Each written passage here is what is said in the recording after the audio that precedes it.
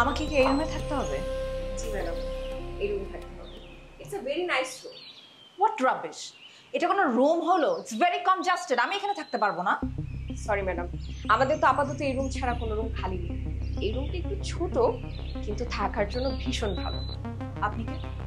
আমি লাভ, আমার হাজবেন্ড এখানে ম্যানেজার। উনি একটু ঢাকায় গিয়েছেন তো, তাই ওনার দায়িত্বে আমি আছি। আমি এখানে কোনোভাবেই থাকতে পারবো না। আপনার ম্যানেজারকে ডাকুন, আমি ওনার সাথে কথা বলছি। খুব সকালে ঘুম ভাঙল জেরিনের। কয়েকটা SMS এর শব্দ। এক চোখ ঘুম নিয়ে ফোনটা হাতে নিল সে। ফোনটা আবিরের। আবির বেডে নেই, উঠে গেছে। ঘুম ঘুম চোখে SMS এর দিকে চোখ পড়তেই চমকে উঠেছে সে। জেরিন এই প্রথম জানতে পারল তার দীর্ঘ বিবাহিত জীবনে তৃতীয় কারোর প্রবেশ ঘটেছে।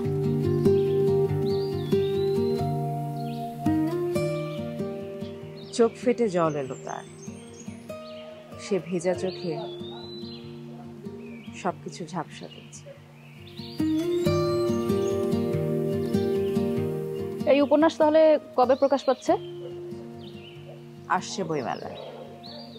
এটা কেমন হলো না, সবাই প্রকাশনী উৎসবে ব্রিফ করে আর আপনি আগেই? আমি একটু উল্টো, সবাই যা করে আমি তা করি না।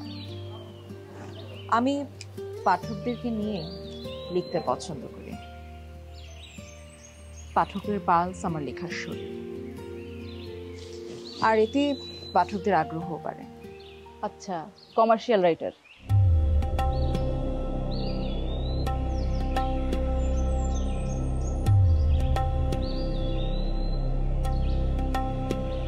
only writer.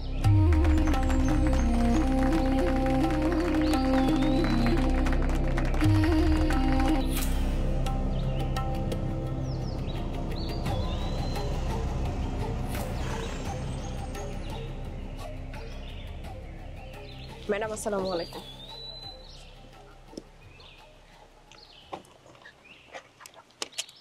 ম্যাডাম আসেন। আপনি কি ব্যাপার, বয় নেই? না ম্যাম, আমি নিতে পারবো, আপনি আসুন না।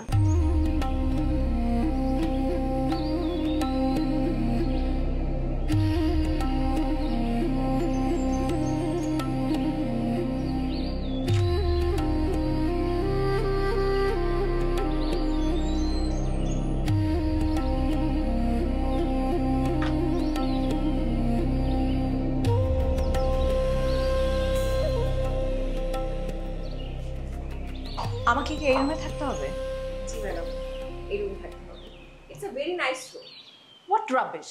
এটা কোনো রুম হলো? It's very congested. আমি এখানে থাকতে পারবো না। সরি ম্যাডাম, আমাদের তো আপাতত এই রুম ছাড়া কোনো রুম খালি নেই। এই রুমটা একটু ছোট, কিন্তু থাকার জন্য ভীষণ ভালো। আপনি কি? আমি লাভ, আমার হাজবেন্ড এখানে ম্যানেজার। উনি একটু ঢাকায় গিয়েছেন তো, তাই ওনার দায়িত্বে আমি আছি। আমি এখানে কোনোভাবেই থাকতে পারবো না। আপনার ম্যানেজারকে ডাকুন, আমি ওনার সাথে কথা বলছি। এই যে এই সামনের কটেজটা আমাকে শিফট করুন। সরি ম্যাম, ওটাতে আপনাকে শিফট করতে পারছি না। মেইনলি মালিকের মেয়ের বিয়ে তো, তাই এখানে গেস্ট আছে। গড, লিসেন, ম্যানেজারকে ডাকুন, আমি কথা বলছি ওনার সাথে। সরি ম্যাম, ম্যানেজার এখানে নেই। উনি বসের সাথে ঢাকায় গিয়েছেন, আসতে 7-8 দিন সময় লাগবে। আপনার কি সমস্যা হচ্ছে আপনি আমাকে বলুন, আমি সবকিছু সলভ করে দিচ্ছি।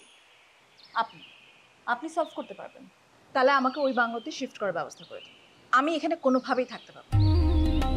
কি হলো, চুপ করে আছেন কেন? ব্যবস্থা করুন।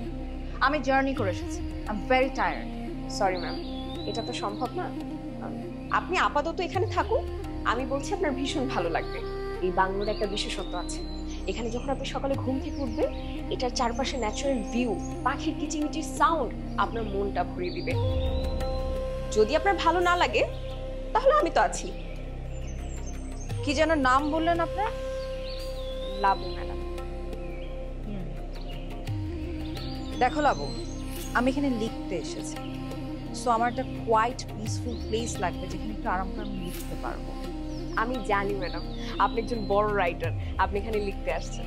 যখন এখানে রুম বুক করা হয়েছে তখন আমাকে বলা হয়েছে আমি যেন এখানে সব থেকে সুন্দর রুমটা আপনাকে দিই।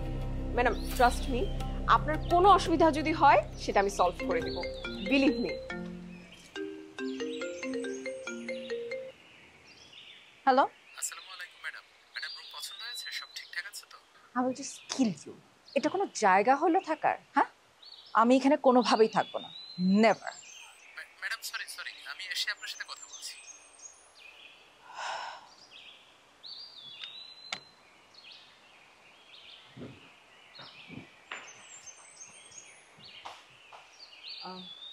লাবু, জি ম্যাডাম। আমি কি একটা কফি পেতে পারি? অবশ্যই ম্যাডাম, আপনি একটু ফ্রেশ হয়ে নিন। আমি সামনের ঝুল পাহাড়ে আপনার জন্য কফির ব্যবস্থা করে দিচ্ছি। সেখানে আপনি পা ঝুলাবেন আর কফি এনজয় করবেন।